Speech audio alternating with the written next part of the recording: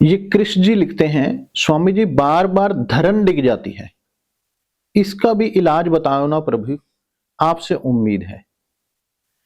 देखिए, धरन डिग जाना, नेवल डाउन हो जाना, नाभि टल जाना, यानी कि आपकी जो नाभि है ये या तो ऊपर चढ़ जाती है या दाएं बाएं हो जाती है या नीचे हो जाती है, कुछ ना कुछ डिसबैलेंस हो जाती है, जिस वजह से पेट में दर्द होता है, ऐंठन होती है, या तो दस्त लग जाते हैं और या कब्ज हो जाती है। और इंसान का दिमाग इतना डिस्टर्ब रहता है, ऐसे लगता है कोई काम करने को दिल नहीं करता, हर वक्त पेट में दर्द, तकलीफ, कभी लूज मोशन, कभी पेचिस, कभी कब्ज, बुरा हाल हो जाता है इंसान का।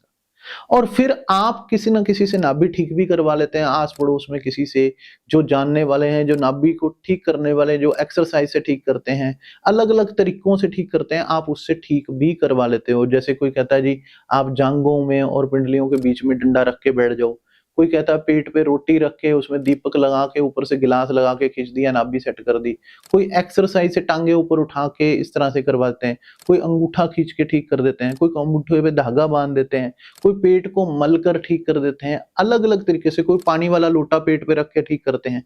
तो वो अलग अलग विधियां हैं जिससे नाभि सेंटर में ले आई जाती है। लेकिन होता क्या कि नाभि तो सेंटर में आ जाते हैं लेकिन फिर डोल जाती है, फिर डोल जाती है, फिर डोल जाती है।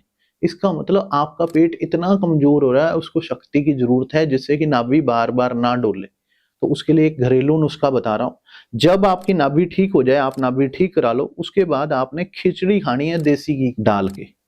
और देसी घी डालना है 2 चम्मच 3 चम्मच भर के, उसमें देसी घी वाली खिचड़ी खानी है। और हो सके तो रोज खाओ खिचड़ी, रोज खाओ। और पचने वाले भोजे खाने, घिया, टिंडा, तोरी, इस तरह के हरी सब्जियां, भिंडी होगी, ये हो गया, जो मर्जी खाओ आप, लेकिन खानी आपने हरी सब्जियां ज्यादा है जो पचे, और उनमें भी हो सके तो देसी घी डाल के।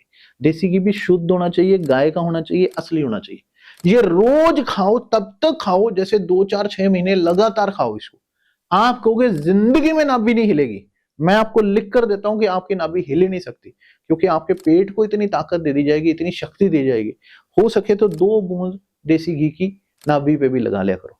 आप कहोगे मेरा पेट ही इतना मजबूत हो गया, अब नाभि कुछ नहीं, आप चाहे जंप मारो, कूदो, कुछ भी करो, आपकी नाभि नहीं हिलेगी। आप करके दिखना।